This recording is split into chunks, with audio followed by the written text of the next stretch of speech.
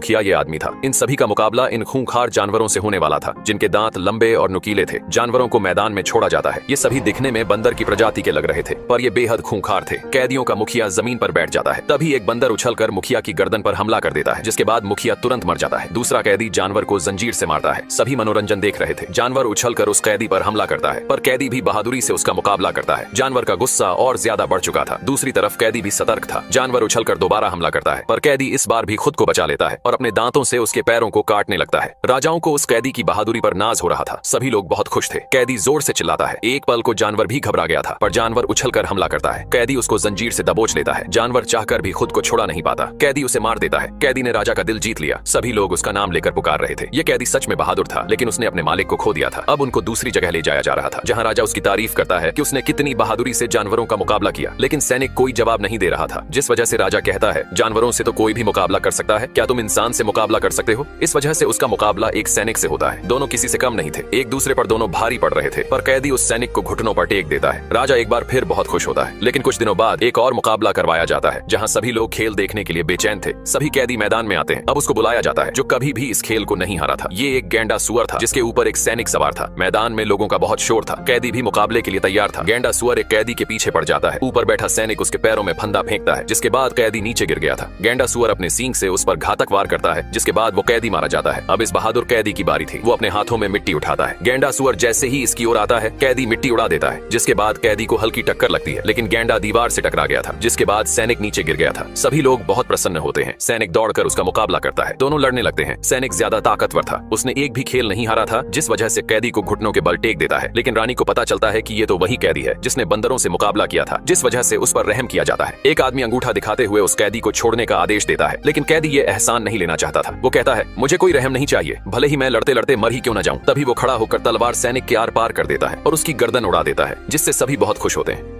Ninja लड़का, जिसकी कड़ी परीक्षा कुछ इस कदर थी कि उसे एक लकड़ी के बने बड़े तख्ते पर इस तरह चलना था जैसे तख्ते पर कोई वजन ही न हो। तख्ते के नीचे एक नुकीली चीज थी। लड़के के गलत कदम रखने की वजह से नुकीली चीज दब जाती और आवाज आती। उसके बाद लड़के का गुरु उसके पैरों पर तेज धार वाली छड़ी से मारता। इस गहरे घाव के साथ दर्द भी काफी गहरा था, परंतु लड़का अपनी पीड़ा को दबाते हुए अपने कदम सावधानी से आगे बढ़ाता। रात भर लड़के को पीड़ा महसूस होती रही। उसके पैरों में काफी घाव हो गए थे। लड़के की मदद के लिए एक लड़की वहाँ आती है। लड़का उसे देखता है, पर निंजा लड़की उसे शांत रहने को कहती है। वह उसके पैरों के घाव पर मरहम लगाने आई थी। इस लड़की को भी ऐसे ही दर्द से गुजरना पड़ा था। अब कई साल बाद दिखाया जाता है कि समय के साथ उसके घाव भी भर चुके थे और वह जवान भी हो चुका था। उसके अंदर हर चीज सहने की क्षमता विकसित हो चुकी थी। वह एक असली निंजा बन चुका था, जिसकी नजरें तलवार की धार से भी तेज थीं। पलक झपकते ही वह सामने वाले इंसान को मौत के घाट उतार सकता था। कुछ दिन बाद उसका मुकाबला एक दूसरे निंजा से होता है। दोनों एक दूसरे पर भारी पड़ रहे थे, लेकिन वह उस निंजा से हार जाता है। इसके बाद उसका गुरु उसे फिर से सजा देता है। यह सब देखकर एक लड़की को बहुत दुख होता है। यह वही लड़की थी जिसने उसके पैरों पर मरहम लगाया था। उसे अभी भी बहुत कुछ सीखने की जरूरत थी, क्योंकि इंसान बेहतर से भी बेहतर बन सकता है। इस निंजा स्कूल में किसी लड़की से इश्कबाजी करना सख्त मना था। यह वह अच्छी तरह से जानता था, पर लड़की उसके करीब जाना चाहती थी। लड़का कहता है, इश्क फरमाना सख्त मना है और वैसे भी मेरे पास दिल भी नहीं है। इस पर लड़की उसकी धड़कन सुनने लगती है और कहती है, तुम्हारे पास तो बहुत ही अच्छा दिल है, जिसे किसी दूसरे दिल की जरूरत है।